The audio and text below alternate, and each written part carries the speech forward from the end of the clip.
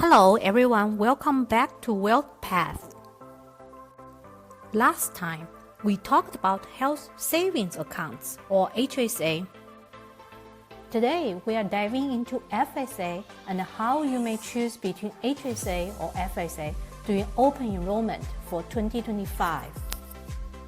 So let's start with the basics. A Healthcare FSA or Flexible Spending Account is a tax-advantaged account that lets you set aside money from your paycheck before taxes. You can then use that money throughout the year to cover medical expenses like doctor visits, prescription costs, or even things like eyeglasses. This is similar to HSA. However, you cannot contribute to both HSA and FSA. The two are exclusive, so you'll have to make your choice. FSA doesn't require you to have a high deductible health plan.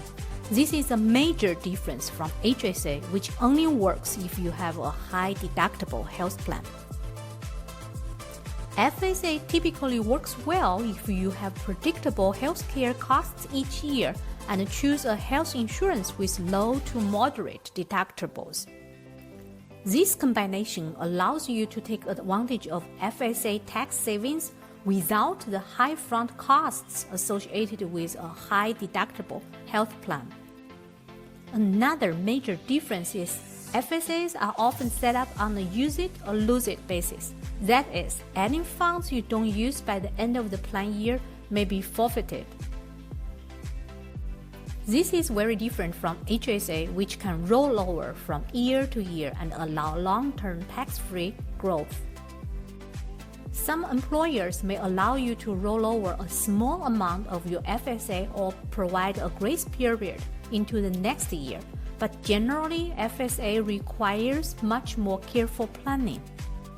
You should not put too much money into FSA unless you are sure you will actually use them for the year. For 2025, IRS has set the Healthcare FSA contribution limit at $3,300. Note this is lower than the HSA contribution limit. But it is still a substantial amount of taxes saved. If you are in the 22% federal income tax bracket, plus the Medicare and Social Security taxes and state tax, you could save more than $1,000 in taxes.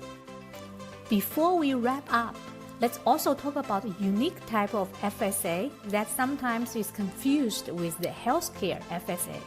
The Dependent Care FSA or DCFSA is specifically for working adults to pay for childcare and elder care expenses that allow them to work. DCFSA is separate from the Healthcare FSA, and it does not exclude HSA contribution. That is, you can contribute to DCFSA and HSA during the same year. For 2025, you can make pre-tax contribution up to $5,000 per household or $2,500 individually to a DCFSA. If you are eligible, sign up for this during Open Enrollment and it can save you about $1,500 in taxes. Now let's wrap up. A Healthcare FSA is probably the better choice if you or your family have predictable healthcare costs and are enrolled in the low to moderate deductible health plan. If you have childcare or elder care expenses, also consider the DCFSA, that is, Dependent Care FSA.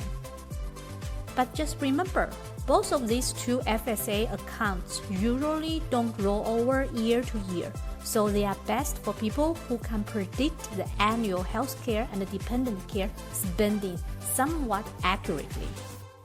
It is a good idea to estimate your expenses carefully to avoid leaving any unused funds at the end of the year. Thanks so much for watching. I hope this video is helpful for you to consider which option will work best for you and your family in 2025. Please like and subscribe and check out our previous video on HSAs for a full comparison. And if you have questions or comments about HSA, FSA, or Open Enrollment, drop them in the comments below. Good luck with your benefits choices, and see you in the next video.